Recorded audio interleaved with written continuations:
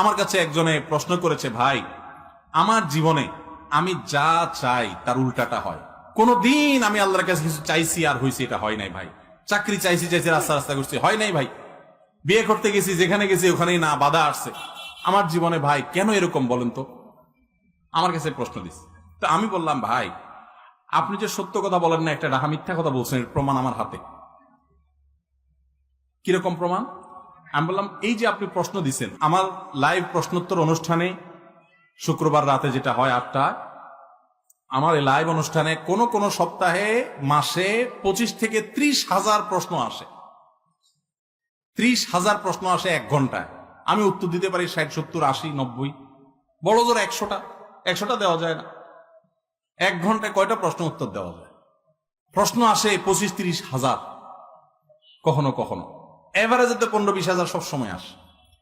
তো আমি বললাম যে 25-30,000 মানুষের কমেন্ট থেকে আপনার কমেন্টটা আমার চোখে পড়ছে, আল্লাহ ফালাইছেন, আমি সেটা পড়ছি।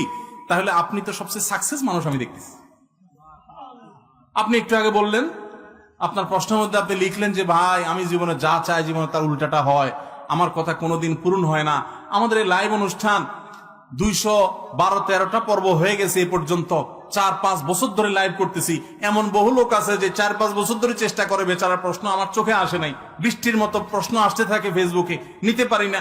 আপনার প্রশ্নটা আমার কাছে আসছে, ধরা পড়ছে, আমি পড়তেছি, উত্তর দিতেছি। আপনি তো সৌভাগ্যবান মানুষ ভাই। আমরা এভাবে চিন্তা করি না, আমরা সব নেগেটিভ চিন্তা করি। গ্লাসের অর্ধেক পানি, বলি যে ভাই আমার গ্লাসটা অর্ধেক খালি, দেখছেন? আলহামদুলিল্লাহ বলেন। আবার আরেকজন এসে বলে, হুজুর আমার স্বামীটা পরকিয়া করে, 2 নাম্বারই করে। আমি কই পিডে আপনারে? কয় না, সেটা করে না। আমি আলহামদুলিল্লাহ পড়ে।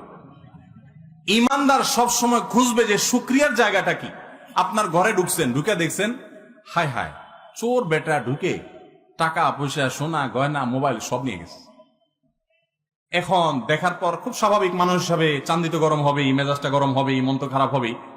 কিন্তু আপনি বুদ্ধিমান মানুষ হলে চিন্তা করবেন, আল্লাহ খাপটা নিতে পারেনি, আলমারিটা রয়ে গেছে, হ্যাঁ শোকেসটা নাড়তে পারে না, নাড়তে পারলে এটাও নিয়ে যেত, হ্যাঁ ফ্রিজটা নিতে পারে না, যাক আজকে যদি আগুন লাগতো এগুলো তো পুরো ছাই হয়ে যেত।